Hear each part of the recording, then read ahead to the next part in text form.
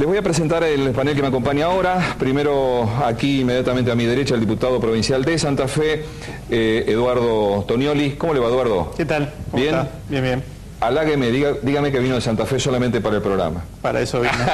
Gracias. A su lado, el comisario inspector retirado de la bonaerense, Luis Vicat. ¿Cómo anda, Luis? Bien, bien. Abogado y licenciado en seguridad también, que también tiene la amabilidad de visitarnos. Bueno, y a su lado, el secretario gremial de la CTA, Daniel Jura Juría. ¿Es Jura Juría con acento en la I? Jora Juría. Jora Juría, con acento en la I. Así es. ¿Cómo anda? Bien, muy bien. Usted perdón, ¿qué me quiere decir? Gracias por la invitación. No, al contrario, gracias por venir.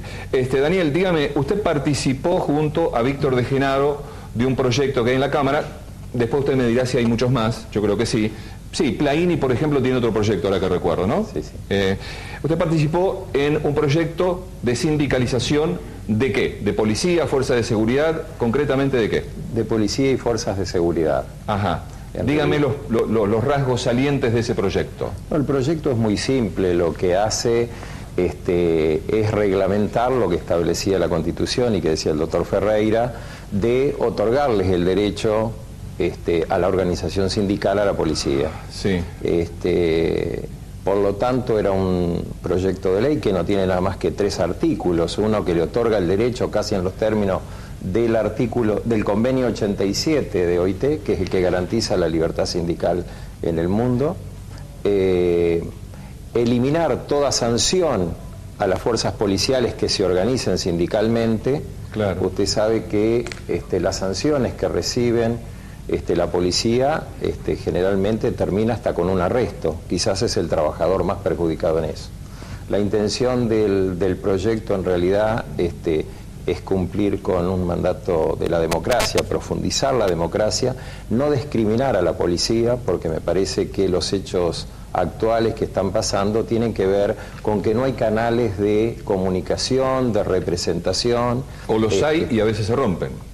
O los hay y a veces se rompen, pero creo que es fundamental porque el derecho a organización en defensa de sus intereses, sobre todo cuando hay un deterioro de las condiciones de trabajo y del salario, sí, tienen que tener canales de expresión y eso no se hace de otra forma que no es a través de un derecho casi natural. Digo, naturalmente uno se asocia. Está bien, ahí, déjemelo por ahí porque ya ahí me invade la segunda pregunta, que se la voy a hacer después. Digamos, ¿es tan natural que un trabajador, llamémoslo así al policía, pero que tiene un arma en la cintura, se sindicalice, encuentre su canal de diálogo con las autoridades a través de, digamos, de la fuerza que puede dar, no sé, 10.000 afiliados detrás, digamos?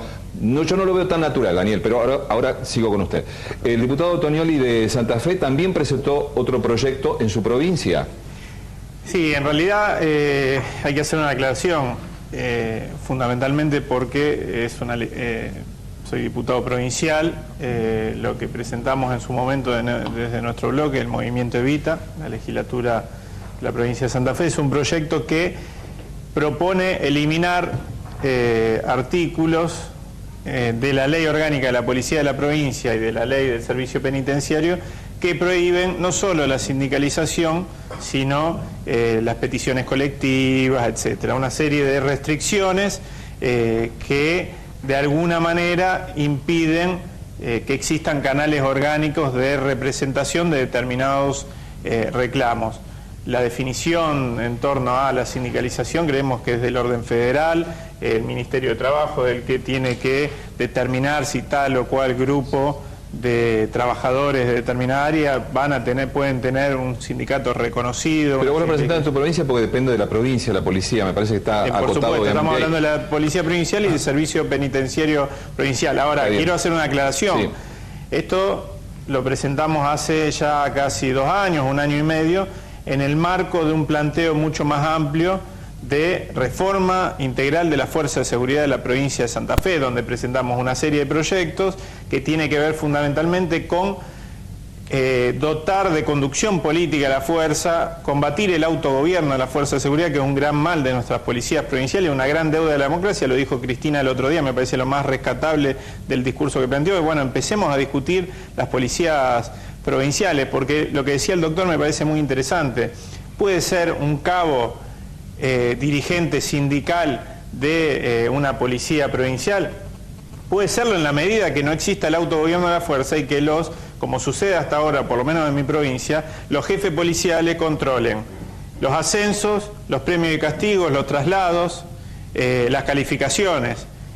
El convenio que firmó o el acuerdo que firmó el gobernador Bonfatti el otro día da respuesta, por un lado, a un reclamo justo, un reclamo salarial, pero por otro lado, un reclamo que se montó en ese alzamiento, en esa insurrección, en esa sedición, que apuntaba a la no aplicación, algo que no hizo Wiener, que no hizo Bonfatti, que es aplicar una ley del 2006 que se dictó durante el gobierno de Obey, votado por unanimidad por todos los bloques, inclusive el bloque del socialismo en ese momento, que reglamentaba concursos con tribunales civiles y establecía un cupo, ¿no es cierto?, de ascensos que permitían precisamente esto, premio y castigo. El acuerdo que firmó Bonfatti anula, directamente plantea una contrarreforma, plantea que esto no se aplique, que nunca se aplicó hasta ahora, pero que estaba por aplicar, se reglamentó hace poco, durante el año 2014. Es decir, es un planteo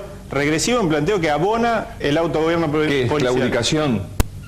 Por supuesto. Claro. Bueno, pero a ver... pero digo, sí. Un cabo, vuelvo al Sí. razonamiento, un cabo puede ser dirigente sindical en un marco donde los jefes policiales controlan lo que debería controlar el poder político. Eso es imposible, porque los verdaderos dirigentes gremiales pasarían a ser esos jefes sindicales que controlan esos ascensos, tendrían un poder omnímodo sobre eso y abonaríamos a la vocación corporativa que se vio en estos días. Por eso, para nosotros, la discusión de la sindicalización es inescindible de la discusión de la reforma integral de la fuerza de seguridad. A ver, entonces, segunda pregunta, después me la respondés. Pero, a ver, voy a volver al ejemplo original, el génesis de todo esto que fue Córdoba. En Córdoba tenés una situación de septiembre de este año que se descabeza la cúpula policial, jefe de drogas peligrosas preso, está hoy preso, ¿no es cierto? Y como anterior antecedente, el gobernador de Córdoba pone como ministro de Seguridad a un comisario. La misma situación entonces, de Santa Fe. Claro, por eso entonces, a ver, ¿cuál es la conclusión? Hay una permanente claudicación del poder político ante la fuerza policial. La misma situación en Santa Fe, donde la secretaria de Delito Complejo del Ministerio de Seguridad proviene de las mismas fuerzas de seguridad, se empodera a miembros de la fuerza de seguridad en lugares que deberían ser conducidos por funcionarios políticos, ¿no? Está bien, eso, bueno, está bien, queda claro el primer punto, la base para seguir la discusión. Por supuesto. Voy a hablar con Luis. ¿Cuántos años fuiste policía, Luis? 30 años, lo 30 que corresponde años. Y te retiraste como comisario inspector. Sí. A ver, ¿cómo ves la posibilidad de que haya sindicalización de la policía? Bueno, como se dijo bien, yo de alguna manera rescato lo que se dijo anteriormente y en parte coincido con muchas cosas. La sindicalización puede llegar a ser, en tanto y en cuanto el Estado lo considere conveniente, una realidad. Me parece que lo interesante, teniendo en cuenta que las corporaciones siempre desarrollan mecanismos de autopreservación, de abroquelamiento, de alguna manera sectarios, ¿no? Yo lo puedo decir justamente porque estuve 30 años adentro y estoy en retiro activo y he sido director de asuntos internos, aclaro. Entonces conozco bastante bien algunos aspectos de la policía que quizás no son compartidos por todo el resto. Claro. Estos mecanismos de preservación hacen que la policía tienda a ser de alguna manera centrípeta, se cierre sobre sí mismo, se abroquele y de alguna manera se constituya en un poder. En el caso de la provincia de Buenos Aires, la denominada maldita policía del famoso comisario Claude Zick llegó a ser un poder dentro del Estado y un poder realmente muy efectivo a la hora de hacer valer. Algo de esto hemos visto en estos movimientos semi-espontáneos de estos días, estas protestas que son válidas en su esencia, por los bajos sueldos, por las carencias, de las cuales las conozco perfectamente, pero inhábiles jurídicamente, viciadas de nulidad absoluta en el formato, en la extorsión llevada a cabo a través de ¿qué? De la suspensión de un servicio público esencial y además de la toma de materiales que el Estado dio, armamento, patrulleros para la utilización en la propia protesta. Esto invalida lamentablemente la protesta en sí. Claro. Y aparece el poder político como claudicante, como suplicante y de una manera tratando de solucionar por ahora el problema, ¿no? Luis, tengo que hacer una pausa, pero tocaste un punto importante en el que no había meditado hasta ahora. O sea que en la policía bonaerense vos viste la maldita policía con Cloxic, que dijiste que era un poder dentro del Estado, un poder dentro del propio Estado. En ese momento se me ocurre pensar entonces, entiendo que no hacía falta una revuelta policial para pedir aumento, porque tenían tanto poder que levantaban el teléfono y lo resolvían.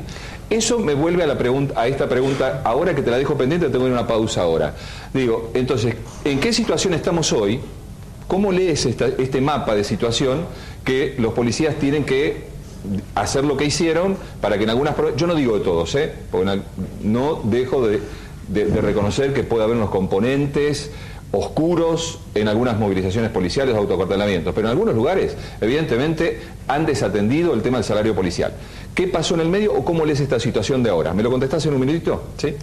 Hago la pausa, señores, que me pide CN23 ahora de las 1:30 para escuchar las noticias, y a la vuelta estamos nuevamente con este apasionante y por la semana triste tema que nos ha involucrado a todos. Ya estamos.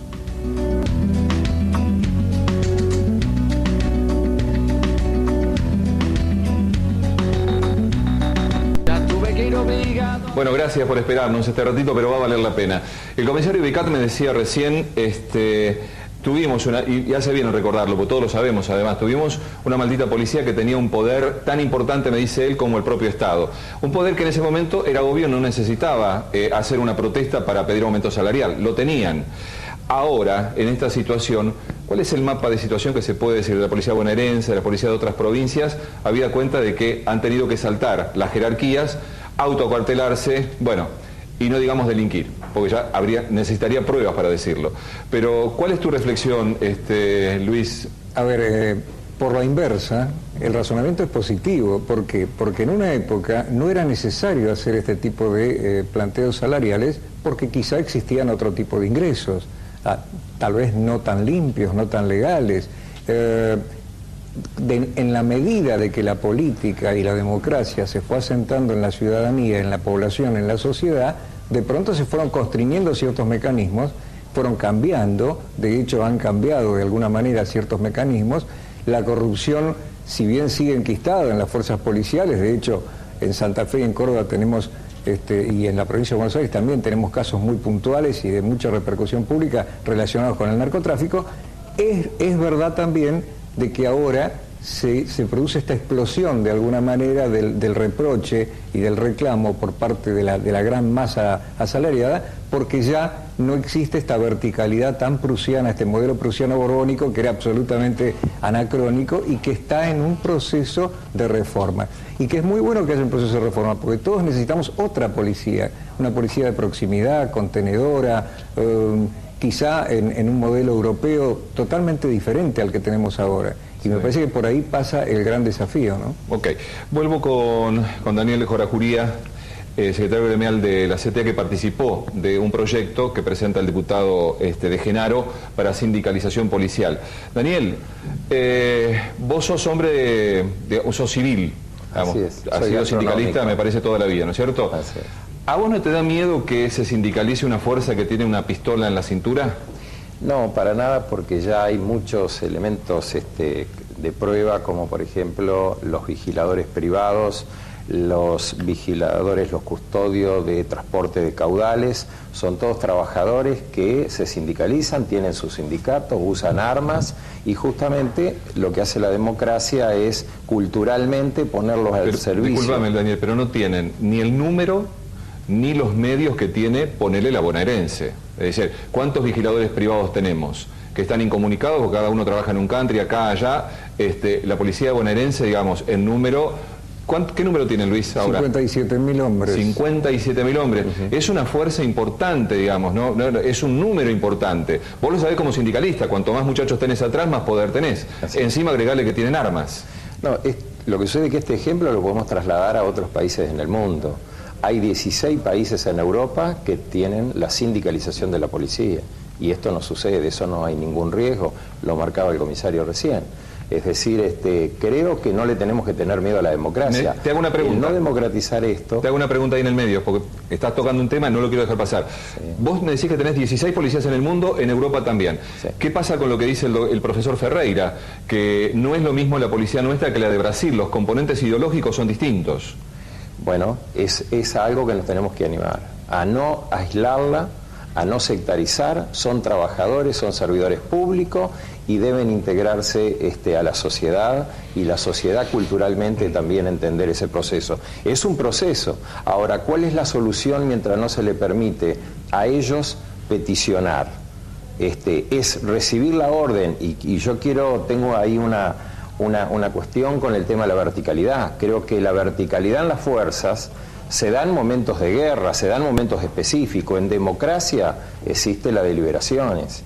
Y entonces un policía que es mandado por un jerárquico a estas cuestiones de la corrupción, ya sea por el narco, sea por reprimir otro reclamo salarial de otros trabajadores o demás, podría rebelarse. En cambio, de esta forma no le damos ninguna posibilidad a la propia institución policía de mejorarse a sí mismo hacia adentro. Y eso se hace dándole derecho a los trabajadores. Bueno, a ver, ¿cuál fue la suerte de ese proyecto? ¿Cuándo lo presentaron? ¿Dónde está? Lo presentamos, tiene el apoyo de el socialismo, el GEN, Proyecto Sur en ese momento, Unidad Popular, y está en la Comisión de Trabajo. ¿El proyecto de Plaini es similar? Desconozco el proyecto de Plaini. Bueno, ok. Sí, no lo conozco. Diputado Tonelli, la misma pregunta que a Daniel. Pregunto, ¿cómo imaginan ustedes un sindicato con trabajadores, policías en este caso, con un arma en la mano? Mire, a ver, voy a citar a un gran filósofo argentino que dijo que la única verdad es la realidad, ¿no? Y la verdad es que las fuerzas de seguridad hoy tienen una pistola en la cintura y hacen valer determinados reclamos o determinados sectores de la fuerza, si la pensamos como corporación, usando la fuerza que la ciudadanía, ¿no es cierto?, le otorgó, o determinada potestad, o un arma que la ciudadanía le otorgó, que el Estado le otorgó, matando, liberando zonas. Porque yo no soy de la provincia de Buenos Aires, pero leí el informe Candela del Senado de la provincia de Buenos Aires y las operaciones que se tejieron, ¿no es cierto?, para, a través de la investigación, el poder que le da la investigación, operar en determinado sentido. En la provincia de Santa Fe sucede lo mismo. Hace muy poquito aprobaron un proyecto de nuestra autoridad de creación de una policía judicial que precisamente en el marco de esta discusión plantea eso, cómo se investiga, quién investiga, ¿no es cierto? Lo mismo uno puede decir en la provincia de Córdoba, con dos fenómenos en la provincia de Córdoba y la provincia de Buenos Aires que no existen en Santa Fe, que es la desfederalización del combate al narcomenudeo, que trajo más problemas, según mi opinión, que soluciones a esa problemática, porque metió a esas fuerzas en la gestión del narcotráfico en el territorio. Entonces, evidentemente, ya existe eso. Digo, tenemos fuerzas con un arma en la cintura y que operan... o sea, que usted no le tiene miedo, digamos, ya. No, para nada. Policial. Creo que en el camino de la democratización de la fuerza de seguridad y de la reforma integral es importante generar canales orgánicos. Después habría que estudiar técnicamente cuáles son, pero sí abrir la discusión. Hay distintas ideas, planteos, algunos de colegiatura, porque también hay que señalar que la sindicalización inmediatamente, por la misma Constitución Nacional, brinda la posibilidad del derecho a huelga. Entonces, evidentemente hay algunas alternativas que se pueden buscar en el marco de esta discusión. Colegiación, existe por ejemplo en la PSA, la Policía de Seguridad Aeroportuaria, que creó Néstor Kirchner y que puso a la cabeza Marcelo Saín, una figura que es la del defensor del policía, que me parece interesantísima. Es cierto. Que hace las veces de alguna manera, de ombudsman, de representación de los intereses, que no exclusivamente pueden ser salariales, pueden tener que ver con abuso de jerárquico hacia otro. El tema de la mujer en la fuerza de seguridad es impresionante, la cantidad de denuncias. Yo soy presidente de la Comisión de Derecho y Garantías de la Cámara Baja de la provincia de Santa Fe y recibimos denuncias que tienen que ver con el maltrato, con los abusos de poder. Bueno, eso en las Fuerzas Armadas se ha avanzado enormemente. En la fuerza de seguridad de ninguna manera. Entonces, digo, todos esos reclamos pueden tener en la figura del defensor de policía, pero además cumple doble función. Cumple esa función haciendo las veces de ombudsman, pero a su vez también es una herramienta de control civil de la fuerza. Luis, vuelvo a tu experiencia de 30 años, perdóname que insista con esto, pero me parece más que valiosa. Sobre todo en circunstancias como esta que yo por lo menos no he podido hablar con los amotinados. Hago un programa diario en radio, 3 horas todos los días, no he podido encontrar uno, no sé por qué, se me ocurre que porque no quieren poner la cara, tendrán miedo al después, pero bueno, aprovecho la ventaja de tu experiencia. Te pregunto, lo mismo que ellos dos, desde adentro, ¿vos considerás peligrosa la sindicalización de un hombre que tiene un arma o por tu experiencia decís, no, esto es controlable? No, para nada, no. Lo que pasa es que estamos confundiendo, en el imaginario colectivo hay una confusión, ¿no? La milicia, la milicija, la cosa paracastrense. La policía es civil, son empleados civiles, no son militares, son civiles, es el brazo armado de la administración, pero que un hombre tenga un arma no lo hace peligroso. De por sí, si el hombre no actúa mal y actúa para bien con ese arma, pasa a ser valioso. Claro. Entonces, me parece que estamos construyendo por ahí una línea de pensamiento que no es válida en su esencia, porque el hombre que tenga el arma, bueno, porque el Estado ha considerado a través del psicofísico, de lo que fuere, que es apto. Pero esto no significa que constituya un peligro. Creo que por ahí la cosa no pasa. Ok, no le tenés miedo, digamos, ni de la policía de antes ni la de ahora. No. ¿Se soluciona algún problema con la sindicalización? Yo creo que se soluciona por lo menos el problema con la abertura de diálogo, la abertura de la mesa, de una agremiación, de asociaciones en el estilo de Estados Unidos, que no tienen un derecho de agremiación pleno. Sigo insistiendo que como servicio público esencial la huelga tiene que ser una cuestión absolutamente que no deba estar contemplada. Daniel, ¿qué vas a decir? No, justamente sobre ese punto, una cosa es el derecho a asociación y otra cosa es el derecho de huelga, y el derecho de huelga en los servicios esenciales tiene restricciones, debe ser restringido, y sobre todo el de la policía. Y en ese sentido creo que podemos ver los dos hechos, el de Córdoba y el de la provincia de Buenos Aires. El de la provincia de Buenos Aires en magnitud quizás esa noche fue mucho más que el de Córdoba, pero allí estaba al frente el sindicato justamente que tiene el caso en la Corte, y allí no se abandonó guardia y no hubo saqueos. Bueno, Córdoba fue otra cosa. ¿Puede decir que la propia fuerza reguló la intensidad o la medida de la protesta? Y sí, porque nadie abandonó las guardias. Digo, como un médico no abandona el quirófano, no abandona. Y hubo saqueos porque no tampoco el sindicato tiene sindicalizado a todos, ¿no es cierto? Hay sectores donde no ha llegado. Pero lo que quiero marcar es eso. Una cosa es el derecho a asociación, que es el derecho que le corresponde, y otra cosa es el derecho de huelga, que está reglamentado, que se puede reglamentar y está reglamentado para servicios esenciales, y este es un caso concreto. Bueno, lo último que te pregunto, no tengo más tiempo. ¿Crees que va a tener suerte el proyecto de Víctor Tejenaro? Yo creo que las cosas hay que verlas como proceso, creo que la sociedad está en debate. ¿20 firmas de diputados? ¿Cómo? La firma de los diputados fue en 20. Sí, más de 20, okay. Pero todavía está en la comisión de trabajo. Claro. Yo creo que está es un proceso natural. Está cajoneado. ¿Está cajoneado, en serio? Está cajoneado. Bueno, ahora quedé tranquilo que después de lo que pasó lo van a desempolvar. ¿Cómo está tu proyecto? No, en realidad no. Tiene las firmas de nuestro bloque de diputados del Movimiento Evita, somos 3 legisladores y legisladoras. No tuvimos mayor avance del proyecto. Bueno, lo que parece que sirve para determinada esfera, por ejemplo, para el Partido Socialista a nivel nacional, a nivel provincial no es potable, ¿no es cierto? No están dispuestos a discutirlo. Pero bueno, son circunstancias. De todas maneras, repito, en el marco de una discusión mucho más amplia de reforma de las fuerzas de seguridad, ¿no es cierto? Sin conducción política de la fuerza, sin control social de la fuerza, corremos el peligro de alimentar una vocación corporativa negativa, ¿no? Sí. Y en la provincia de Santa Fe estamos en plena discusión de esa cuestión. Indudablemente lo que sucedió la semana pasada, donde sí hubo saqueos, donde sí hubo encapuchados con armas en la cintura, donde hubo golpes a periodistas y amenazas a periodistas y a la población civil en general, que solo pudo ser controlada a partir de la presencia de las fuerzas federales, de Gendarmería y Prefectura, la situación, en una actuación rápida de la Nación.